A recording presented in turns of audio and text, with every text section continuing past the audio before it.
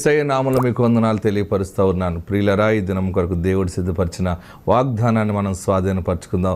పరిశుద్ధ గ్రంథంలో నుండి యెహోషువ గ్రంథము 1వ అధ్యాయము 5వ వచనం ద్వారా దేవుడు మీ కుటుంబాన్ని దర్శిస్తూ ఉన్నారు. యెహోషువ గ్రంథము జాషువా చాప్టర్ 1 verse 5 నేను చదువుతున్నాను. నాతో కలిసి మీరు కూడా వాక్యమును ధ్యానించండి. నీవు బ్రతుకు దినములన్నిటిను ఏ మనుషుడును నీ ఎదుట నిలువలేకయుండును, నేను మోషేకి తోడైండునట్లు నీకును తోడైయుందును. ఈరోజు వాగ్దానము ఇందులో 2వ లైన్ అండర్లైన్ చేసుకోండి.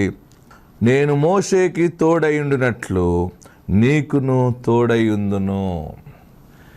దేవుడు పరలోకము నుండి నీకు ఇస్తున్న మంచి మాట ఏంటంటే, ఈరోజు నేను నీకు తోడుగా ఉంటాను. ఎలా ఉంటానంటే, మోషేకి తోడుగా ఉన్నాను కదా, అలాగే నేను నీకు తోడుగా ఉంటాను.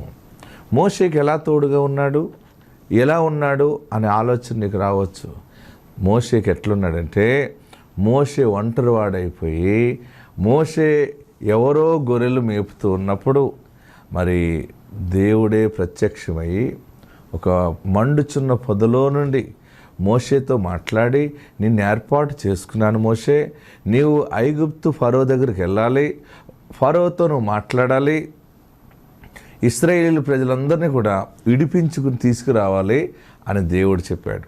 అప్పుడు మోషే అన్నాడు, నేనేంటి, నేను ఐగుప్తు ఫరోతో ఎలా మాట్లాడతాను? ఫరోకి దగ్గర నుంచి పరిగెత్తుకుని వచ్చేసాను, నేను తప్పించుకుని వచ్చేసాను. మళ్ళీ ఆ మనుషుడి దగ్గర నేను ఎట్లా వెళ్తాను?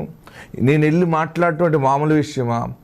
ఐగుప్తు రాజుని మాట్లాడినది ఇశ్రాయేలు ప్రజలందరూ విడిపించే అని చెబితే ఆయన వెంటనే విడిపించేస్తాడా, విడుదల చేస్తాడా? నేనేంటి అంటే, ఆ మండుచున్న పొదలో నుండి దేవుడు మాట్లాడుతున్న మాట ఏంటంటే, మోషే నువ్వు భయపడకు, నేనున్నాను నీకు తోడుగా. నువ్వు అక్కడ ఏం మాట్లాడాలో నేను మాట్లాడతాను. నువ్వు ధైర్యంగా వెళ్ళి మాట్లాడుంటే, నేను మాట్లాడలేను, నేను నోటి మాన్యము గలవాడిని, నాకు అసలు అంత